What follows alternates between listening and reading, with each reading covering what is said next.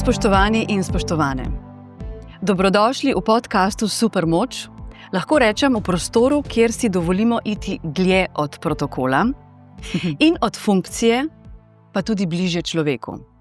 Moja današnja gostja ni le prva ženska na čelu države.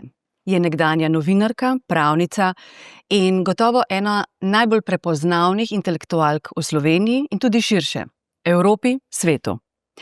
A bolj kot vse to, je ženska, ki v sebi združuje notranjo moč, zunanjo jasnost, včasih je ostra, včasih ranljiva, vsekakor pa vedno pristna in prisotna.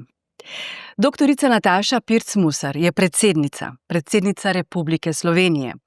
Govori v jeziku pravic, opozarja na tišine in ne beži pred odgovornostjo. In mene v tem trenutku zanima, kako je videti država z vrha, kako ostati človek, ko postaneš simbol, funkcija, in kako kot ženska hoditi po poteh, ki jih pred teboj ni tlakovala niti ena ženska v Sloveniji.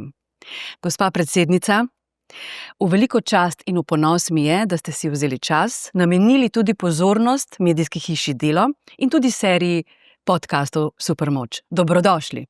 Hvala in z veseljem. Dogovorili sva se, da bo ta klepet, ta pogovor sproščen. Vendarle je začetek poletja, recimo, kmalu bo solstici, kmalu bo tudi državni praznik. In zato moje tako prvo vprašanje, da nekoliko prebijeva led, iskreno. Bi v tem trenutku raje doživljali veter v laseh prislovično, čeprav imate čelado, doživljali tisti občutek svobode na motorju, namreč ste strastna motoristka. Kot sedeli tukaj v palači Ivana Omana. Zdaj govorite o tem trenutku, ko imava intervju ali Prav v teh trenutkih? Ne, v tem trenutku sem z največjim veseljem tu. Rada imam takšne klepete, predvsem te, kot ste jih opisali vi ravnokar, ki niso strogo politični in resni, ker lahko morda pokažem vendarle še tisti moj drugi obraz. In kakšen obraz ima gospa predsednica na motorju? Kaj doživlja? Kakšen je ta notranji miselni tok? Na motor grem s popolnoma prazno glavo, vedno, to je moje zlato pravilo. Ko sem na motorju, ne razmišljam o ničemer službenem, ampak samo o kakšnih lepih stvareh. In motor mi da eno tisto dodatno energijo. Je ena sprostitev, ki jo vsak človek v svojem življenju rabi. Človek, ki nima dovolj časa za prosti čas, človek, ki si ne vzame čas za prosti čas, ne bo dobro upravljal tistega dela, kateremu posveča večino svojega časa. Evo, zdaj sva čas omenili kar nekajkrat. Ne?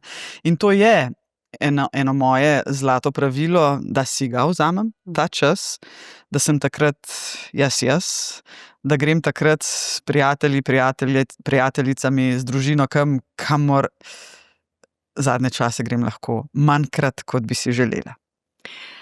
Ravno to me navdaja z neko radovednostjo.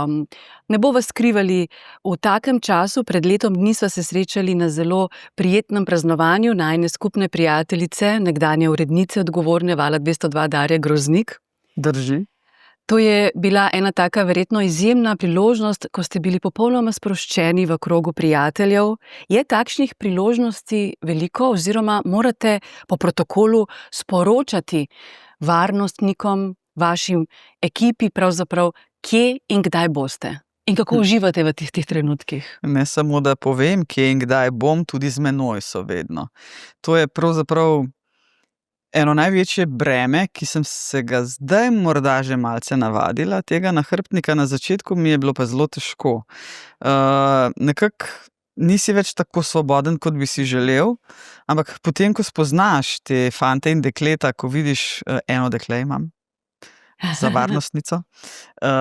Ko vidiš, kakšni profesionalci so, kako zelo So nevidni. so nevidni, mislim, jaz jih vedno vidim, predvsem pa ne, moram reči drugače, vedno oni mene vidijo, Tako. čeprav jaz morda s perifernim vidom niti ne opazim. Zelo so mi olajšali ta prehod, jaz nikoli v življenju nisem bila varovana oseba in lahko mi verjamete, da sem kar potrebovala nekaj časa, da sem se privadila temu načinu načinu življenja, ki ga zdaj seveda imam. No, in če se tukaj lahko malce pošalim, enkrat je bil tukaj Robert Roškar, po palači sva se sprehajala s svojimi pronicljivimi vprašanji, me je zbadal, ne, in seveda, ne, tudi spraševal o varnosti, pa je rekel, gospa predsednica, sploh še lahko kam greste sami, a ne? In jaz tako, je rekel, kam pa? Sem rekla, v internet shopping. Tako da, evo, to je, tja grem lahko sama. To je še edini prostor. Tako. Ampak vi ste predsednica države. Recimo, da smo dekleta v najbolj zgodnjih letih sanjale različne sanje, se poigravali Bodyguard, princese. Kevin Costner, ne? Ja. Ampak, a danes, ko ste tukaj, recimo, da živite sanje, ste predsednica, bi lahko rekli, da ta funkcija daje občutek svobode, da lahko počnete, kar želite. Ravno nasprotno. Ali je to ječa? Ravno nasprotno. Seveda ne moreš početi, karkoli bi hotel. Vedno si na očeh. To je, ne bom rekla, da je služba, to je poslanstvo. To je 24/7. To je treba vzeti v zakup. Zdaj, da bi bila to služba mojih sanj, čisto iskreno, nikoli si nisem mislila, da bom kdaj predsednica Republike Slovenije. Tudi če me je kdaj kdo vprašal, se je bilo to bolj kot ne v šali, seveda, ne. Je vendarle kar trnova pot do tega, ampak lahko mi pa verjamete, da mi polovico mandata je za menoj, 2 leti in pol, da mi niti sekunde ni bilo žal, da sem se odločila za to pot, in z največjim veseljem delam, zdaj se bo slišalo tako malo patetično morda, ampak res delam za Slovenijo. Seveda, ne, za Slovenijo doma in za Slovenijo na tujem. Temu ne moramo ubežati. Velikokrat sicer slišim, kaj hodite toliko po svetu, a ne? Ampak Slovenija ni osamljen otok sredi oceana. Velikokrat povem ta stavek. Vse, kar se dogaja v naši bližnji in daljni okolici, nedvomno vpliva tudi na življenje ene geografsko tako majhne države, kot je Slovenija. Zato mora vsaka država imeti svoj glas v mednarodni skupnosti. Prav gotovo. In ta glas, ki prihaja z vaše strani, je glas plemenite drže. Zato se vam v resnici v imenu vseh državljanov zahvaljujem. Ampak Hvala. Vseeno me zanima,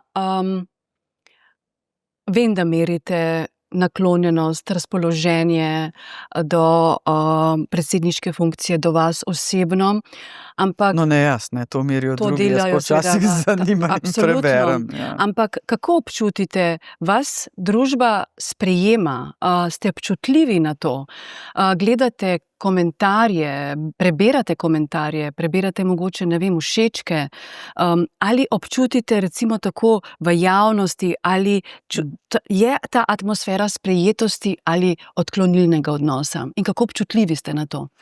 No, teh komentarjev gledam vse manj, ne, včasih na začetku je bilo, kaj ne, si mislijo ljudje, vsak človek je krvav pod kožo, vsak človek želi biti sprejet, želi biti spoštovan, seveda je pot do tega težka, ampak jaz sem skozi svojo kariero, ne samo zdaj na poziciji predsednice republike, vendarle prišla do enega zaključka, veste, nikoli ne boš všeč vsem. In to je dejstvo.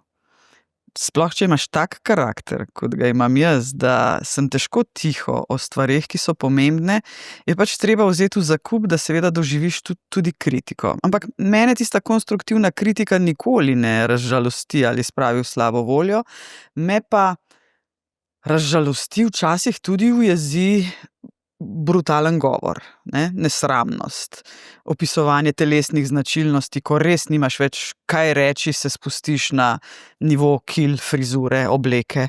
Morda smo ženske še malce bolj, ne, dovzetne za to, ampak večkrat tarča takšnih napadov.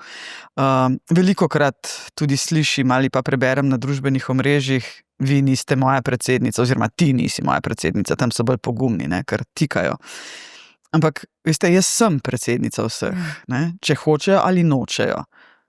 Dopuščam pa, in seveda to je povsem normalno, da se vsi ne strinjajo z menoj, ampak jaz sem predsednica Republike Slovenije, torej predsednica vseh, ki prebivajo v tej prelepi domovini. Anonimni komentarji prav gotovo zarežejo v srce. Vedno. Nima nihče tako zelo debele kože, razen če si, ne vem, psihopat, oprostite, da to rečem, ampak tisti tega ne občuti tako kot rekla, ljudje, ki imamo recimo čisto dušo in srce. Ampak ker smo vendarle v zreli življenjski dobi, tako kot ste zelo modro dejali, pridemo do neke točke, do spoznanja, da pač vsem ne moremo biti všeč. Ja. Ampak verjetno je pa kljub temu spoznanju nekoliko težje prebaviti, dojeti, da pa se znotraj rekla neke politične srenje zgodi bodisi krivica, deklasiranje, odkrita kritika, neargumentirana kritika, kritika samo zato, da je kritika. Zdaj imam v mislih, in to je bil tudi povod, da sem vas nekako povabila, eden izmed povodov, da sem vas povabila v podcast Supermoč, kako elegantno ste odgovarjali kolegom, tudi vašemu predhodniku, ko je tako javno, tudi na Radiu Slovenija, kar ostro govoril proti vam skozi prizmo negativne kritike in tako naprej. Kako to občutite? Predvsem kritika moškega vizavi ženski. V principu ne gledam najprej na kritiko, kdo je izrekel, ali moški ali ženska. Se ponavadi že po besednjaku, tudi če se ne bi podpisal, nekako vidiš, ali gre za moškega ali žensko. Pa ne, tako kot sem rekla, veste, kritika je gibalo razvoja. Jaz velikokrat, ko pridejo mladi tu k nam v palačo, in vedno rečem, glejte, vseeno mi je, ali ste konzervativni ali liberalni.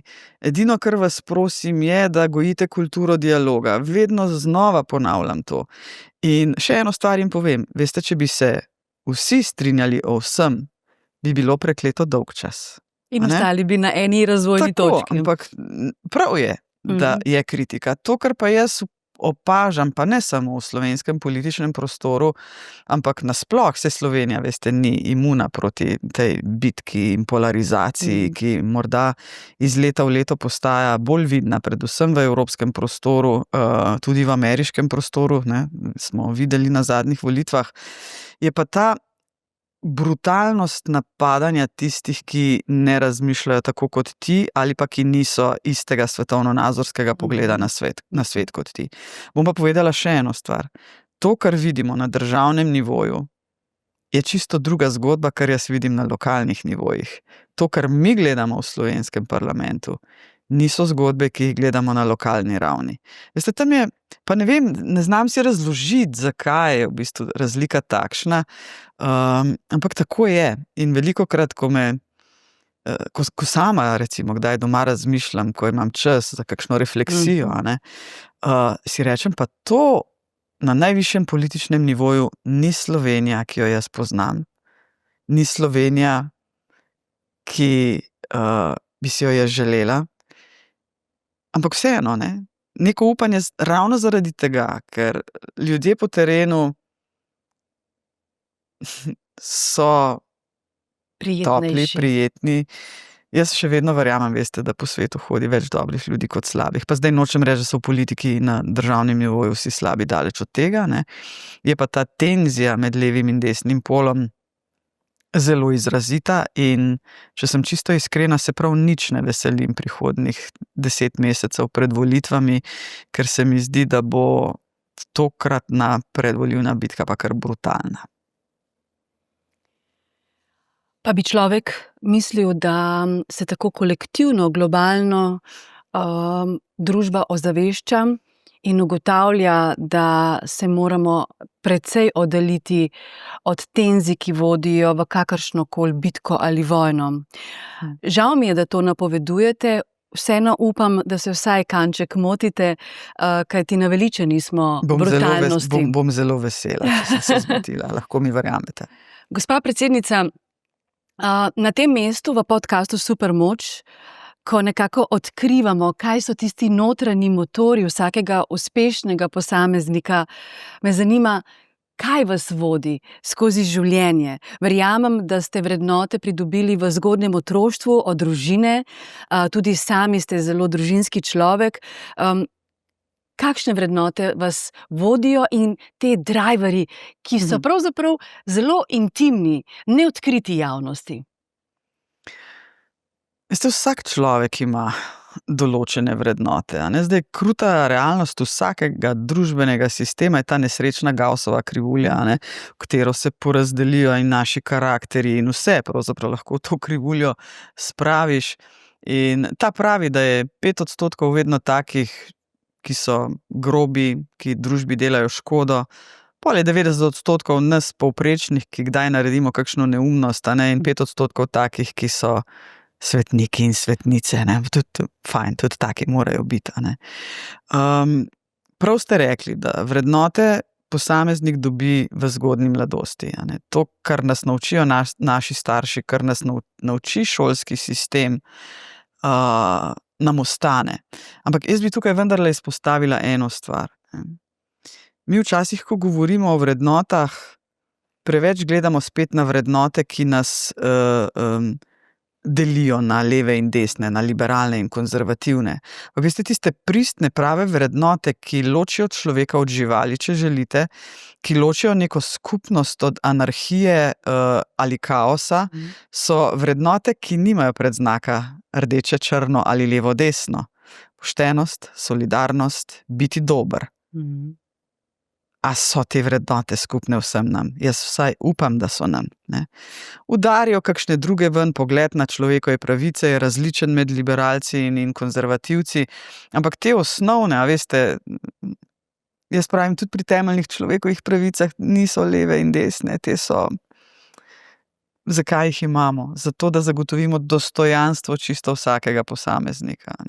Včasih kar malce z zaskrbljenostjo gledam, pred nekaj dnevi sem bila na Mavričnem dnevu v Mariboru. Tam sem malce pokukala v komentarje na družbena omrežja, sem si mislila, zdaj že letos kaj drugače, kot je bilo prej. Pa seveda ni. Seveda ni. In to pa je nevarnost za družbo. To nesprejemanje drugačnih, ki so med nami, pa če drugi na drugi strani še tako kričijo, pa če bi še tako želeli, da jih ne bi bilo, bodo.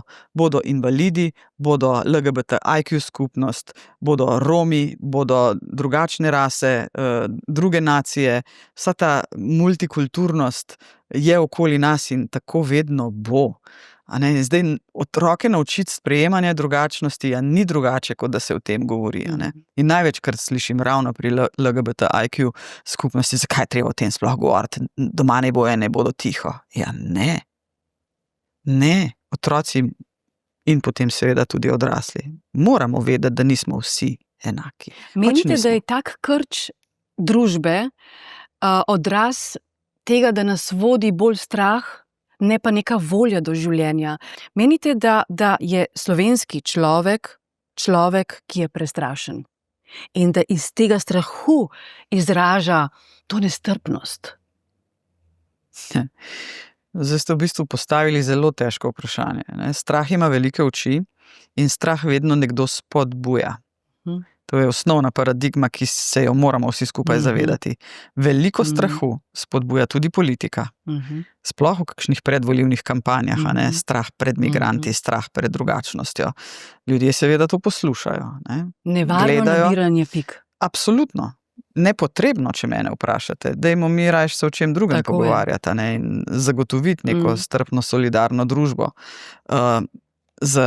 Imeti večji strah je pomembno, oziroma imeti manjšega, bom rekla drugače, je pomembna tudi izobrazba. Pa ne govorim zdaj o tem, da je nekdo doktor znanosti, magister, karkoli, izobrazba o družbenih procesih, ki se dogajajo okoli nas. Kar mora slišati vsak, ne glede na to, ali bo enkrat končal fakulteto ali ne. Ampak na splošno bi vam pa rekla, da Slovenke in Slovenci, prebivalke in prebivalci Slovenije, nimam občutka, da bi nas bilo pretirano strah. Velikokrat seveda vprašajo, kaj nas čaka zaradi vseh teh vojnih žarišč, zaradi sprememb, ki se dogajajo na globalni ravni, ne samo politične, klimatske, ne, to so stvari, ki nas morajo skrbeti. Za strah pa bi rekla, da ni potrebno. Jaz še vedno verjamem, veste, da je dovolj pametnih pri nas in v okolici, kjer živimo neko zdravo razvito demokracijo, da je strah odveč, no? Da bomo politiki zmogli nek napor in zdrav razum, da vojne, ki so okoli nas, ne bodo eskalirale. Je pa vojn ljudi najbolj strah. Ne? In zdaj, če poslušamo starejše, ki so doživeli drugo svetovno vojno ali pa osamosvojitveno vojno pred 3 desetletji in malo več, imajo to izkušnjo, vedo oziroma ozavestili so, kaj so bili tisti vzvodi, da je recimo do takih konfliktov, ki so prerasli v vojno, prišlo. Ti ljudje morda malce drugače gledajo, občutijo na to kot mlade generacije, ki so celo svoje življenje živele v miru in brezskrbno. Tako da tudi tukaj je seveda ena razlika. Menite, da je v tem trenutku Slovenija lahko en tak lep svetu zgled? Namreč, ko se pogovarjam s tujci, pravijo, da jim je všeč, ker seva družba nekakšno mehkobo, če zdaj nekoliko obrnem ploščo, tudi zato, ker vendarle je vedno več žensk na vodilnih mestih, imamo predsednico države, to večkrat omenijo in dajo velik akcent temu. Menite, da bo ta energija uravnoteženosti spolov prinesla nek drugačen jutri, neko drugačno prihodnost? Ko bi bila Nostradamus in seveda lahko to prihodnost napovedala, ampak brez dvoma pa verjamem v eno stvar. Kjer so ženske poleg, pogovor poteka drugače. Če se malce pošalim, seveda z manj testosterona v sobi, z manj neke agresije, manj ega, seveda se tudi med ženskami najdemo kakšne gajstne gospe. Ampak te sinergije, ta yin in yang, če hočete, med moškim in ženskim spolom, lahko naredi mnogo več. Morda samo en primer, ki je sicer iz gospodarstva. Evropska unija je pred kratkim sprejela uredbo, da morajo v upravah, ki kotirajo na borzi, biti ženske zastopane v najmanj 1/3. Če je 3-članska uprava, mora biti vsaj ena ženska. Ampak ste tega niso naredili na pamet. To je vzadaj ena ogromna analitika in so ugotovili, da so dobički družb mnogo večji tam, kjer ženske sedijo v upravah, kjer ženske vodijo družbo. To je znanost ugotovila, to zdaj ni na mojem zelniku zraslo. Je pa res, rekli ste, v Sloveniji smo naredili precej korakov, sicer v 33 letih samostojnosti, 34 leto teče, ampak še nismo tam, kjer bi si jaz želela, da smo. Imamo sicer, mislim, da 36% žensk v parlamentu, prvo žensko predsednico, prvo predsednico državnega zbora, prvo zunanjo ministrico v zgodovini Republike Slovenije. Vse to so koraki, ki kažejo deklicam za nami, da jim tlakujemo seveda neko pot. Ko pa pogledamo globalno sliko, vam pa zdaj povedala eno ne preveč prijazno statistiko. Si morda upate uganiti, koliko predsednic je v Evropski uniji med 27 državami članicami? Ustrelite eno številko. 4, 5. 2. Slovenija in Malta. Na globalnem nivoju, ko pogledamo Organizacijo združenih narodov, kjer je 193 držav članic, nas je 16. Skratka, če v Sloveniji še izgleda to, rekla, dokaj v redu, ko spoprečimo na planet, smo še daleč. In na tem mestu naj kar izrečem, da mi sploh sogovornice dajo poklon, ker se pogovarjam o ženskem vprašanju. Pa na koncu vedno sama rečem, da si najbolj želim trenutka, ko tega vprašanja ne bomo več naslavljali. Še daleč je ta trenutek. Spet, jaz imam zelo rada številke. Organizacija združenih narodov je izračunala, če bomo šli s tem tempom izenačevanja med spoloma, torej spolne enakosti, bomo potrebovali še 133 let. Ampak jaz nimam tega časa. Gospa predsednica, jaz bom glasna zdaj v mojem življenju. Ampak ste bili plemenito glasni. nedavno, veste kje, a ne? Vem. V Strasbourgu. Nalimo si čistega vina, gledamo genocid. Besede, ki so zarezale, besede, ki so se zapisale v zgodovino, besede, ki so povzdignile Slovenijo, ji dale človeški obraz. Koliko mora biti tišina glasna, da vi spregovorite? Veste, z tega mesta je treba 3-krat vdihniti, preden kaj rečeš. Ne? In tega se jaz vsak dan učim. In to, kar sem rekla v parlamentu v Bruslju, ni bilo napisano. Vse to sem tudi javno povedala. Ne? To je bilo, mogoče je bil en povod temu, da sem to izrekla, branje večernih novic, kjer je bila ena zastrašujoča novica iz Gaze, da bo 14,000 otrok umrlo, če v kratkem humanitarna pomoč ne bo prišla v Gazo. Ne? In potem, seveda, poznavajoč definicije in genocida, zločina proti človeštvu, za razliko od gospoda, ki me je kritiziral pred kratkim oziroma povedal svoje mnenje, mi je žal, da teh definicij ni prej prebral, da bi vedel, o čem govori, ampak pustiva to. Ne? A mi dovolite, jaz bi pa na tem mestu vendarle rada povedala še eno stvar. Ta lapsus, ki se je meni zgodil, moram javno o njem spregovoriti, zato ker je bil to verjetno eden mojih bolj pomembnih govorov v mojem življenju in se mi je ta lapsus seveda prikradel. Lahko mi verjamete, kako mi je bolelo. In jaz niti nisem vedela, da sem povedala narobe. To mi je povedal moj Nejc, PR-ovec. Je rekel, predsednica, a veš, da si rekla Zahodni breg namesto Gaza. Ne? In jaz sem prebledela. Ne? Kako se je ob vsem tem, ker vsak dan, seveda mi lahko verjamete, da vem, kje je Zahodni breg in da vem, kje je Gaza. Sej ljudje so razumeli, ne? Ampak bilo mi je tako težko. Ne vem, če kdo ve, kako mene še danes to žre, da se mi je to prikradlo. Poskušam najti razlog, zakaj se mi je to zgodilo. Ampak veste, predtem sva se z Antonijem Košto pogovarjala seveda tudi o Zahodnem bregu, a ne, kjer se dogajajo tudi krute stvari, popolna negacija palestinskega prebivalstva, okupirana ozemlja, ilegalne naselbine. Tam je danes 800,000 Judov, ki živi na tem področju, ki je bilo nekdaj palestinsko. Zgodilo se je, kar se je zgodilo. Tisti, ki me poznajo, so vedeli, da je bila to napaka, ki se je zgodila, čisti lapsus lingue.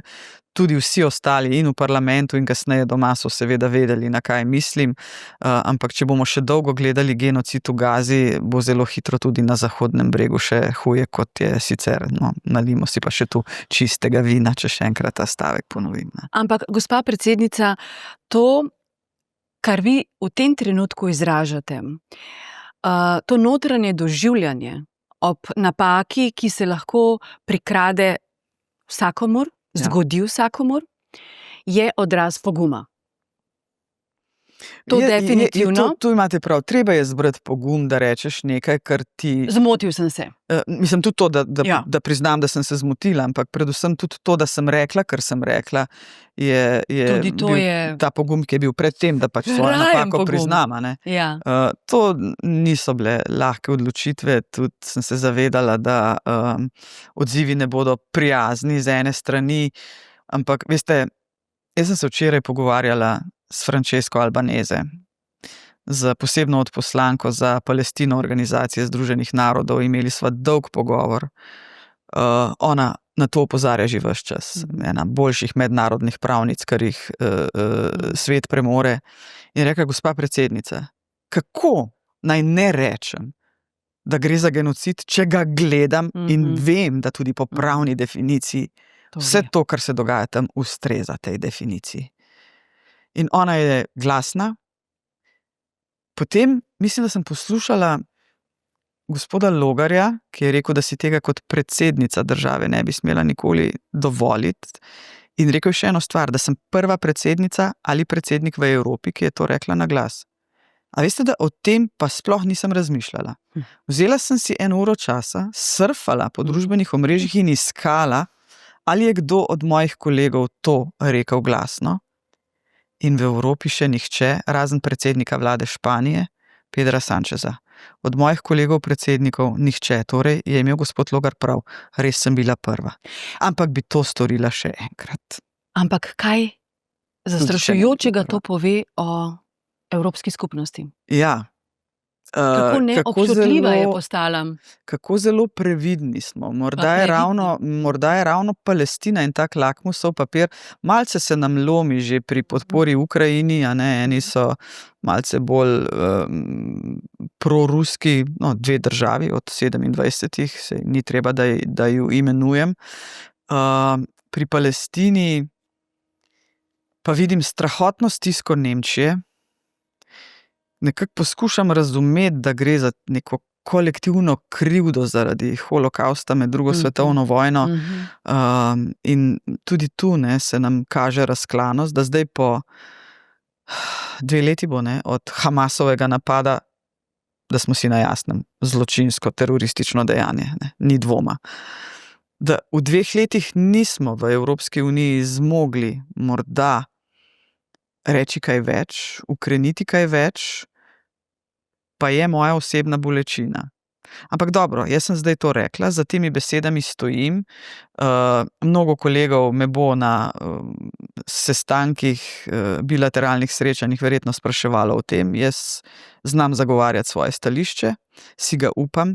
Bi pa vendarle rekla še eno stvar, da sem pa hvaležna, da v primeru Palestine podporo temu narodu izražamo in predsednik vlade, in zunanja ministrica, tudi predsednica Državnega zbora, da tu pa Slovenija je pokazala enotnost in naše delo v Varnostnem svetu kaže na to, da želimo biti, in jaz tudi trdno verjamem, da smo na pravi strani zgodovine.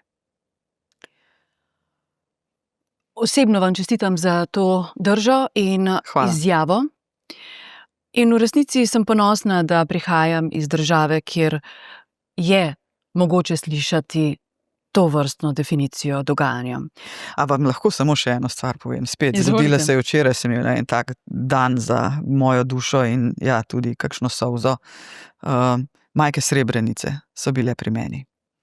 Veste, to je pa tudi te gospe, ko jih poslušaš, kakšno bolečino nosijo matere Srebrenice v sebi. Te 2, ki sta bili pri meni, sta izgubili kompletno svoje moško sorodstvo. Ena 22 svojih sorodnikov, ena 56.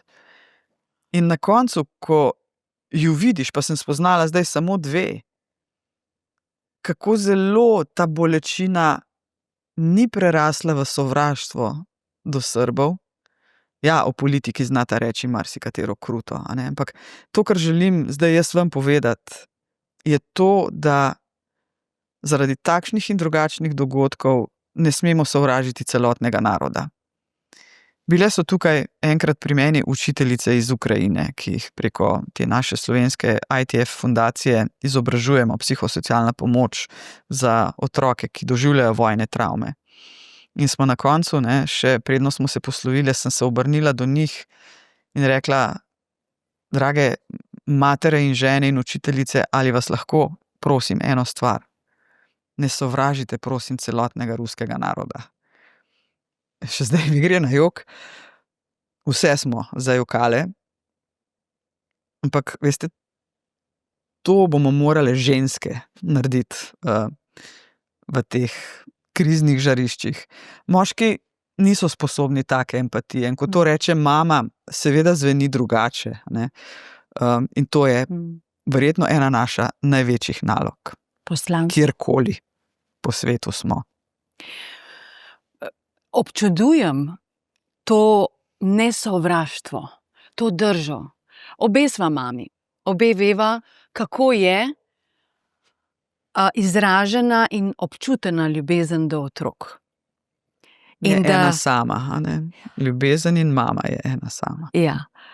In da te ženske hodijo skozi življenje brez te mržnje, je naravnost fantastično, pomenljivo. Drži. Ampak vi pa ste rekli v nekem trenutku otroci in opozorili globalno družbo.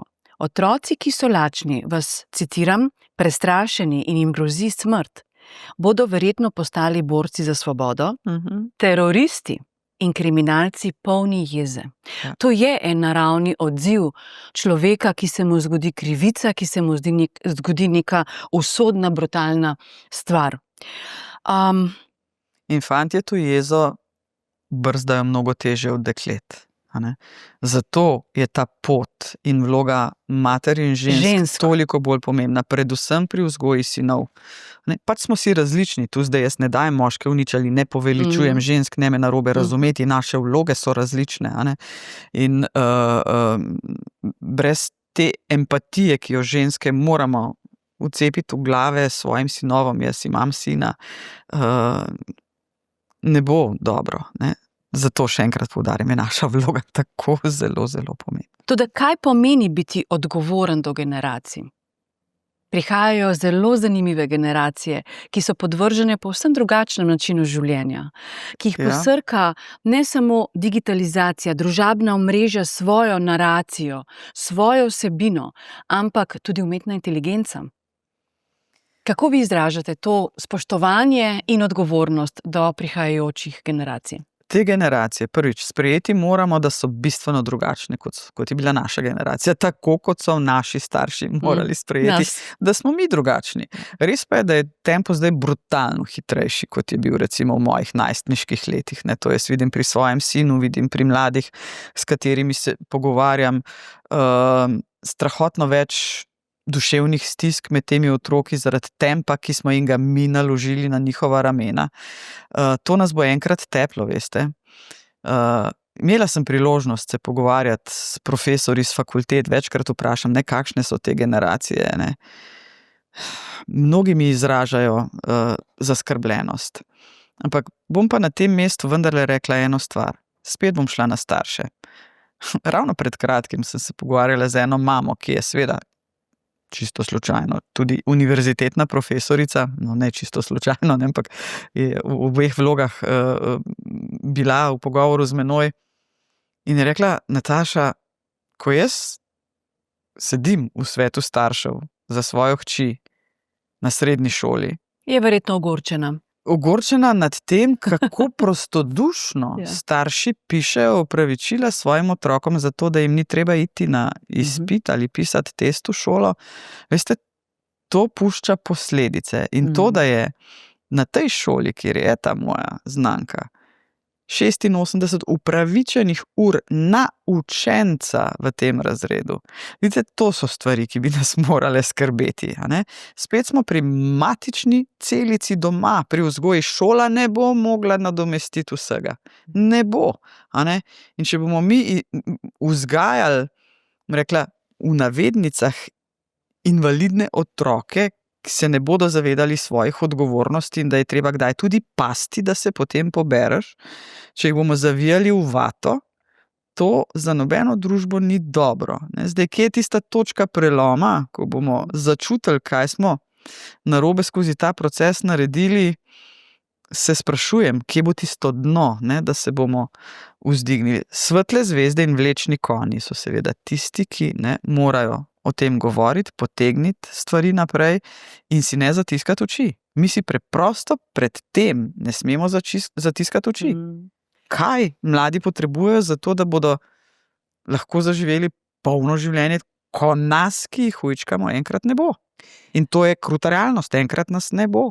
Zdi se, da res živimo v nekem paradoksu. Po eni strani dovolimo otrokom in gledamo skozi prste, popuščamo, pravite o opravičenih urah in tako naprej. Po drugi strani ne izkazujemo dovoljšne mere spoštovanja in kar per se zahtevamo spoštovanje do nas, staršev. Torej, vse lepe zgodbe se zgodijo v vzajemnosti. Oče permisivne vzgoje se je javno opravičil za napako. Koliko škode v resnici tovrstna vzgoja je že naredila in povzročila. Gospa predsednica, na kakšen način ste vzgajali in vzgajate svojega sina? A vam lahko za začetek povem eno zgodbo, ki se mi je zelo vtisnila v spomin, je seveda povezana z mojim sinom.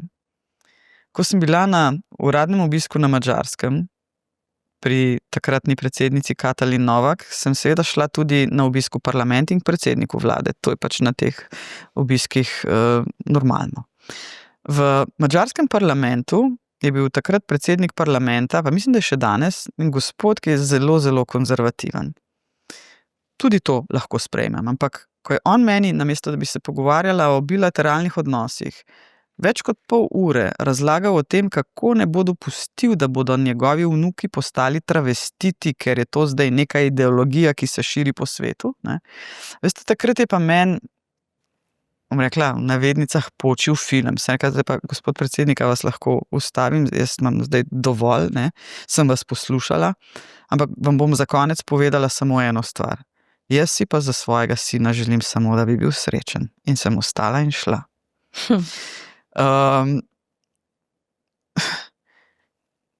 Veste, največje poslanstvo zdaj očeta in matere, ne, tam, kjer pač sta oče in mama, meni je vseeno, ali mama, oče, ne, da ne bo pomote.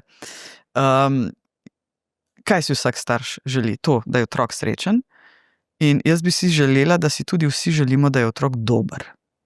Dober po srcu. Zdaj, kako to privzgojiti? Vsak ima svoje metode, ampak še vedno, veste, se mi zdi, da smo v Sloveniji kar uspešni, no, pri tem starši.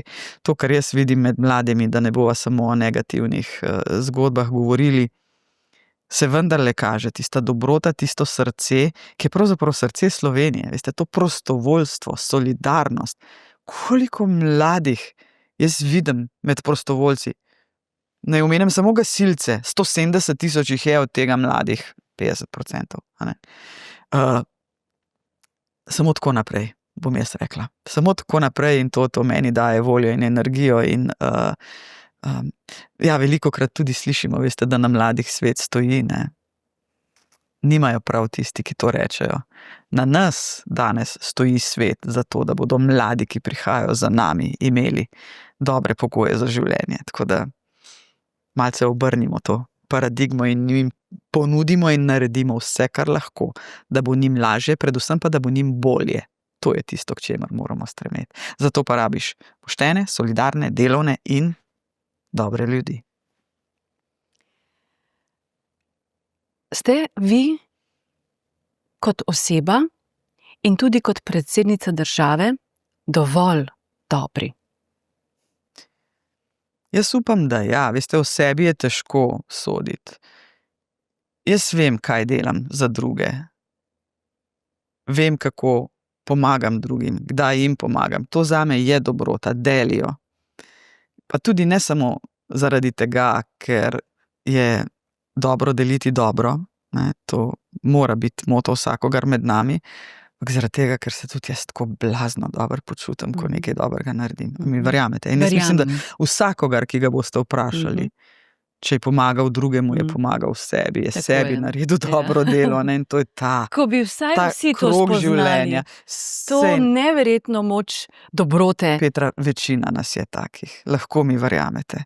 Res pa je, da tisti, ki niso taki, o takih se veliko piše, o takih se veliko govori, takšni so glasni, ne, dobrota je tiha, ne. Dobrota je tiha, je ne razglašaš, se velikokrat ne vidi, slabo, ko naredi človek sočloveku, vidiš zelo hitro.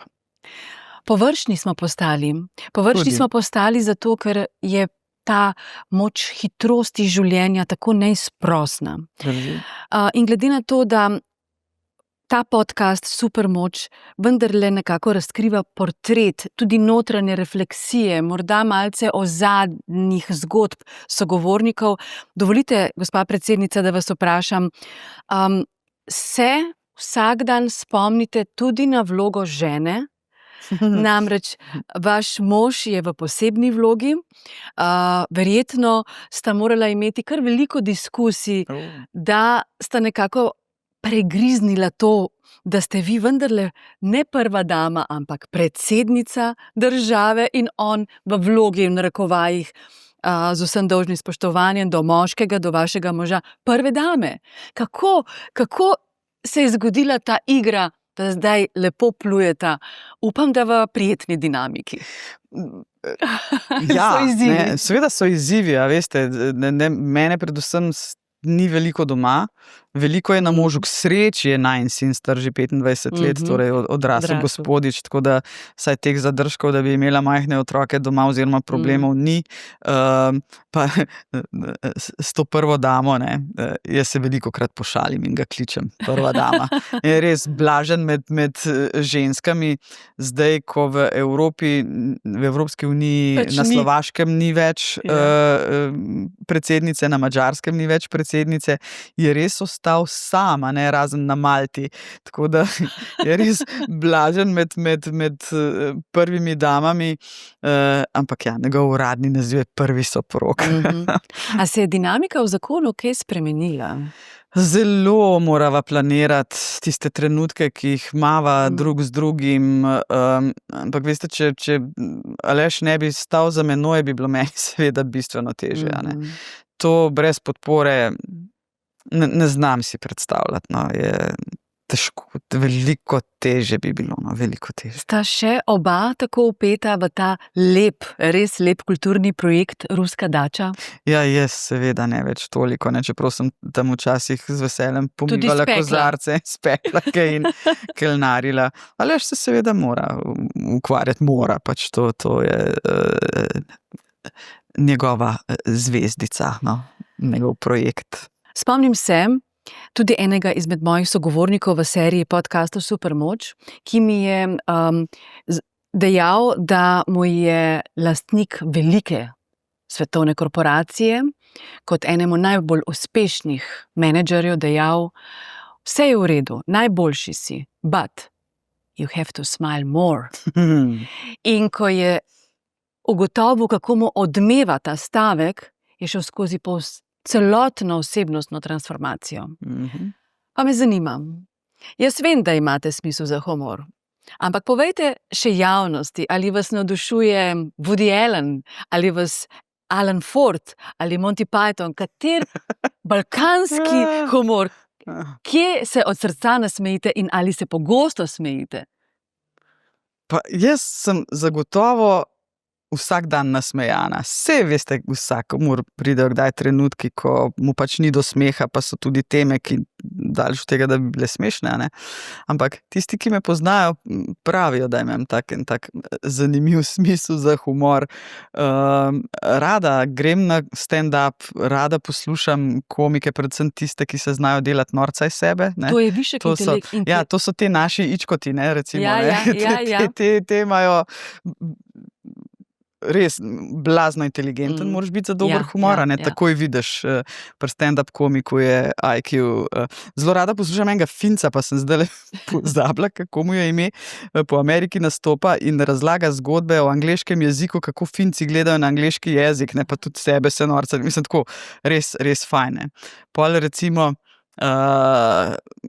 všeč mi je balkanski humor. Balkanci imajo en tak res poseben smisel za humor.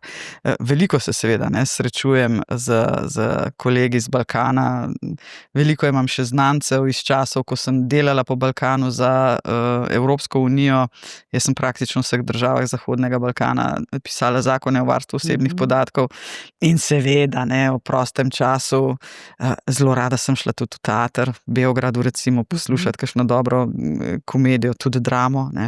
Skratka, humor mora biti del življenja in smeh je pol zdravja, to se ne reče zastonj, a ne.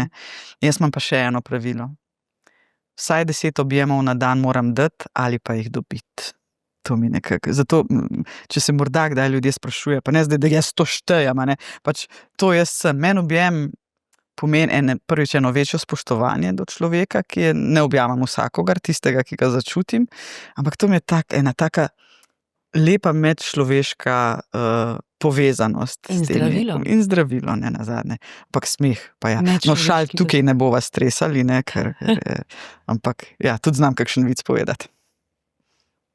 Me že prav zanima, če me boste objeli ob koncu tega podcasta, kako zelo sva se začutili.